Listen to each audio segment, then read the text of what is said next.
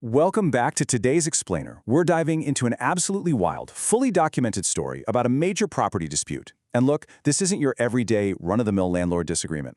We're talking a massive bait-and-switch at 131 Amblefield Avenue Northwest. We're going to look at official lease agreements, personal property logs, and a serious contradiction between what was put on paper and what actually happened in reality. But the best part, we're going to see exactly how some very clever, everyday tenants flipped the script by keeping a meticulous paper trail. So imagine this for a second. You are dutifully paying your rent and your utility bills every single month.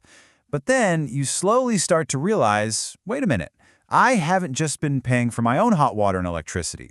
Imagine opening up your bill and realizing you've literally been funding a full-blown construction site and an entire second apartment right downstairs. I mean, how would you even react? Keep that feeling in mind as we unpack this whole shebang. Okay, Section 1, the promise on paper. Let's look at the lease agreement. Here we're looking at a piece of the actual, official, residential lease agreement, complete with the signature of one of the tenants, Cameron David. This was managed by a preferred property management. It's a legally binding document signed by real people, and it established strict, absolutely non-negotiable rules for living there, right? It set expectations that both the landlord and the tenants were legally required to follow. And when you zoom in on those rules, the boundaries are crystal clear. The lease explicitly says the rental is for the upper floor only and point-blank states the basement is not included in the rent. On top of that, it formally requires a strict division of utility costs. What's completely missing from this giant legal document? Any clause, literally anything, allowing the landlord to siphon the upper floor's power to run a separate construction zone or stick the upstairs with the downstairs bills. Moving right along to Section 2, the winter power drain. This is where things get crazy. So the paperwork was airtight, right? But the reality? Totally different story. For a staggering 6 months, right through the winter, the landlord and their contractors secretly siphoned electricity and gas directly from the upstairs tenants' utility lines. Why? To completely gut and renovate the downstairs basement into a separate rental suite. 6 solid months of winter power, all billed straight to the upstairs unit. It is honestly hard to wrap your head around the sheer absurdity of the energy waste here. According to the tenant's personal logs, contractors left a second basement furnace just absolutely blasting on high. But get this, they simultaneously left the basement window wide open so they could easily pass construction materials in and out. And they routinely left the property running exactly like this all over the weekends. Imagine blasting a furnace with the windows wide open in the dead of a freezing Calgary winter, all on someone else's dime. So what happens? The upstairs tenants, Dakota, Mark, Cam, and Alicia, were unknowingly forced into becoming financial sponsors for their landlord's construction project.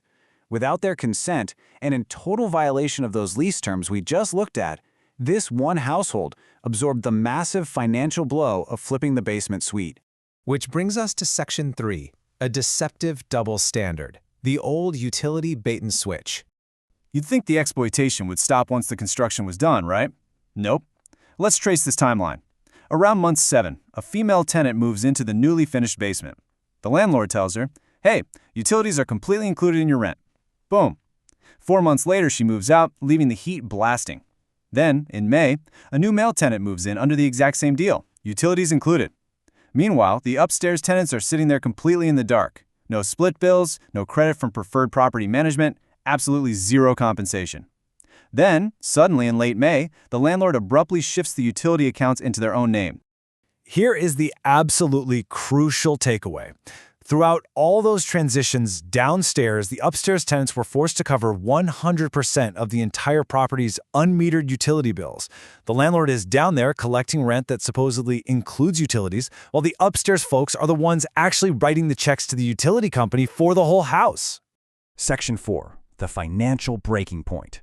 This is where the household collapses. Look, this wasn't just some minor administrative oopsie by the property managers.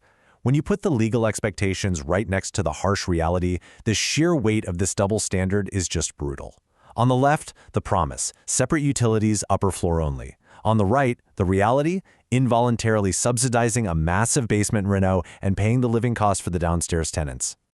And here's where the real-world consequences hit home. Take a look at this signature from Alicia, one of the roommates. The immense financial pressure of subsidizing the whole house month after month, it became completely unbearable. It got so bad that roommates Alicia and Cam were financially forced to abandon the property entirely. The landlord's actions literally fractured the household. But here's the pivot. Section 5, the tenant's legal leverage. Let's talk about documenting discrepancies. Most people in this situation would probably just walk away furious. But the remaining tenants, Dakota and Mark, realized they were holding a massive legal trump card. Under Alberta tenancy regulations, what the landlord did wasn't just unfair, it is a highly illegal utility arrangement. Forcing one tenant to pay for an unmetered, separate secondary suite without a legal, written shared agreement, that is a huge code violation. And it's something the Residential Tenancy Dispute Resolution Service, or RTDRS, takes incredibly seriously. Actually, remember when the landlords suddenly moved utilities into their own name in late May? That was basically an implicit admission that they knew they were breaking the rules. These tenants didn't just walk in with complaints. They walked in with hard data. By meticulously tracking the timeline of the construction and the downstairs tenants in their personal logs, they calculated an estimated $3,850 in stolen utility overcharges. That is a massive financial liability dangling right over Preferred Property Management's head. So what do they do with this data? They execute a totally brilliant strategy. They didn't just whine to management. They went in to negotiate. Step 1. Document the illegal utility overlap and code violations. Step 2. Present all this indisputable evidence straight to the property managers. And Step 3. Demand 2 months of completely free rent as a transition settlement.